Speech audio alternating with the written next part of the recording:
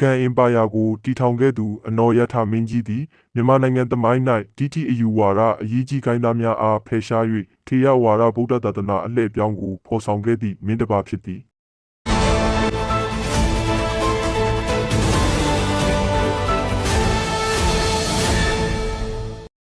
အနော်ရထမင်းကြီးနန်းတက်ဆတက္ကရာ329ခုနှစ်တွင်ပုဂံပြည်၌မှားယွင်းသောအယူဝါဒများရှိသည့်အရေးကြီးများလွှမ်းမိုးနေခဲ့သည်တထုံပြည်မှကြွလာသောရှင်အယဟံမထေထံ၌တရားနာယူပြီးနောက်ထေရဝါဒဗုဒ္ဓဘာသာကိုနိုင်ငံတော်ဘာသာအဖြစ်လက်ခံခဲ့ကြသည်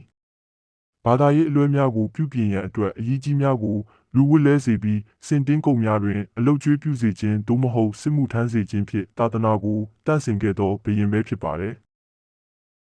ထိုကဲ့သို့အယူဝါဒလွဲအရေးကြီးတို့အားရှင်းလင်းခဲ့ပြီးနောက်ရှင်ယဟန်ဤလမ်းညွှန်မှုနှင့်ထေရဝါဒဗုဒ္ဓသာသနာပြန့်ပွားရေးဆောင်ရွက်လေရာရှင်ယဟန်ကဖျားရှင်ဤသာသနာတော်၃ပါးတွင်ပရိယတ္တိသာသနာတော်ရှိမှပရိပတ်တိသာသနာတော်ဖြစ်နိုင်သည်ပရိပတ်တိသာသနာတော်ဖြစ်မှပရိဝေဒသာသနာတော်ဖြစ်နိုင်၏ပရိယတ္တိဟုသောပရိတကတ်၃ပုံသည်မရှိသေး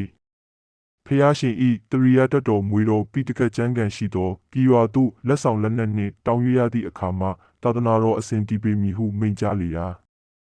အနော်ယထာမင်းစောကဘယ်တိုင်းဘယ်ဌာန၌တောင်းရရမည်ကိုမေးလျှောက်ပါတယ်ရှင်ရဟန်လည်းတထုံပြည်၌ပိတကတ်၃ပုံကိုတစုံခေါ်၍အစုံ30ရှိလေ၏မွေတော်တတ်တော်များလည်းများစွာရှိလေ၏ဟုဆိုပါတယ်အနော်ယထာမင်းကြီးဟာလက်ဆောင်ပန်တာများစီစဉ်ပြီးစကားအရာ၌ကျွမ်းကျင်သောအမတ်တယောက်အားတထုံပြည်သို့ဆေလွတ်ပါတော့တယ်တထုံမင်းမှမချေမငံဆက်ဆံပြောဆိုလိုက်သည့်အခါအနော်ယထာမင်းကြီးသည်အမျက်တော်ရှိပြီးအင်အားစုစည်းကကြီးကြောင်းရေကြောင်းများစီစဉ်ကကြံစစ်သားငါထွေယူငလုံးလက်ဖယ်နှင့်ညောင်ဦးဖီးစသောစစ်သူကြီး၄ယောက်တို့နှင့်အတူကိုရိုတိုင်းတထုံပြည်သို့ချီတက်ပါတော့တဲ့တထုံမင်းမနူဟာဘုရင်သည်အနော်ယထာမင်းကြီးစစ်သူကြီး၄ပါးနှင့်မရေမတွက်နိုင်သောစစ်တီတို့ချီတက်လာပြီဆိုသောသတင်းကြားလျင်မြို့တကားကိုပိတ်ကာခံစစ်ပြင်၍နေပါတော့တဲ့စစ်သူကြီး၄ပါးဦးဆောင်၍မြို့ကိုအကြိမ်ကြိမ်တိုက်တော်လဲမြို့တကားများကိုဖွင့်၍မရဘဲဖြစ်နေခဲ့ပါတယ်အနော်ယထာမင်းကြီးကပုံနာတို့အားမေးတဲ့အခါမှာတထုံဘုရင်မနူဟာမင်းဟာမြို့ကိုအထူးထူးသောပယောဂများဖြင့်စီရင်ထားသည့်အတွက်တိုက်၍မအောင်နိုင်ကြောင်းဟောပါတော့တယ်။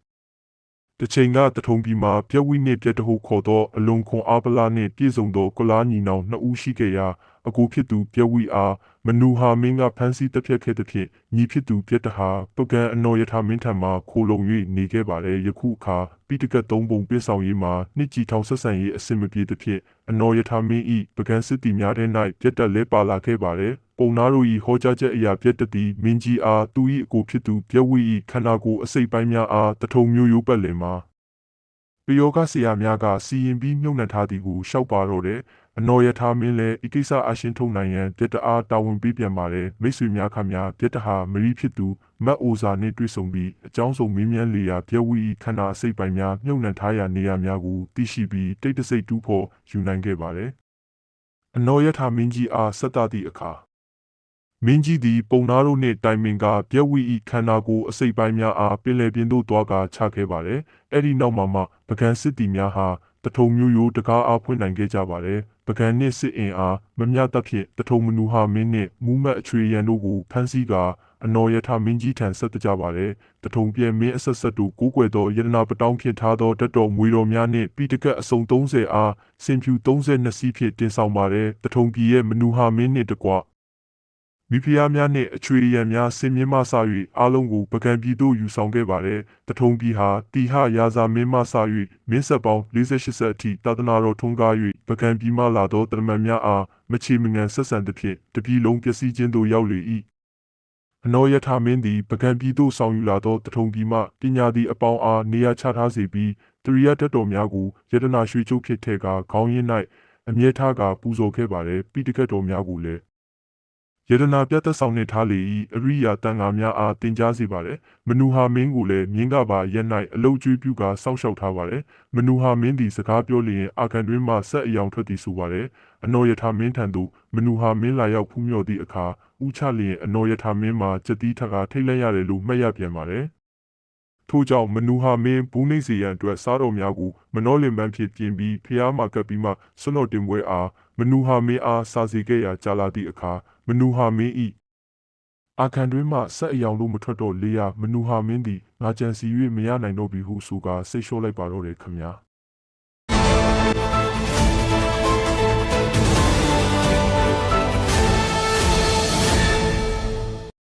ကံပြည့်ရှင်အနော်ယထာမင်းစောကတထုံပြည်ကိုတိုက်ခိုက်အောင်မြင်ပြီးနောက်မနူဟာမင်းနှင့်မိသားစုမိဖုရားများမှုမှတ်များနှင့်ပိဋကတ်သုံးပုံကိုပကံသို့ယူဆောင်လာခဲ့သည်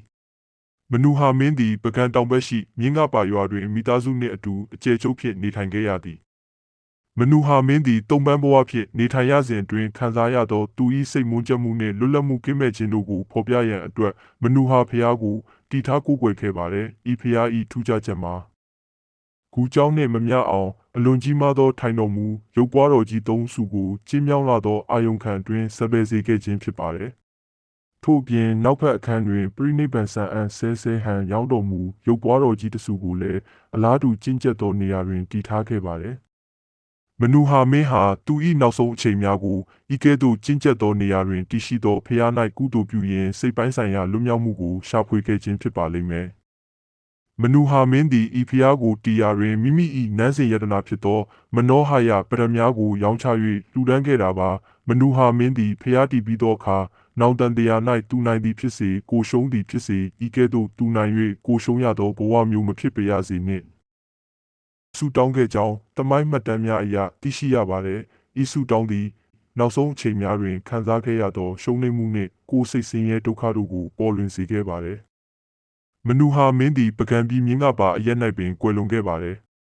အနော်ယထာမင်းတထုံပြည်အားတိုက်ခိုက်ပြီးနောက်မှာမနူဟာမင်းနှင့်အချွေရံများစွာဟာမနူဟာဖျားကိုတီးခဲ့ခြင်းဖြစ်ပါတယ်အနော်ယထာမင်းကြီး၏ထေရဝါဒသာသနာပြန့်ပွားရေးအစပြရုပ်အဖြစ်ကျွန်တော်တို့လေ့လာနိုင်ပါတယ်မိတ်ဆွေများခင်ဗျာကျွန်တော်တင်ပြနေသောတမိုင်းကြောင်းများဟာကျွန်တော်လေ့လာမိသလောက်ပဲဖြစ်ပါတယ်မိတ်ဆွေတို့အတွက်စာတလုံးစကားတစ်ခွန်းအထောက်အကူဖြစ်ခဲ့မယ်ဆိုရင်ကျွန်တော်ပီတိဖြစ်ရမှာပါကြီးမားရှိလျားသောတမိုင်းကြောင်းကြီးဖြစ်တဲ့အတွက်လိုအပ်ချက်များစွာဟာကျွန်တော်ရဲ့အားနည်းချက်များပါလို့ဝန်ခံရင်းနောက်တစ်ပတ်မှာပြန်ဆောင်ကြပါစို့မိတ်ဆွေများအေးချမ်းသာယာရှိကြပါစေ။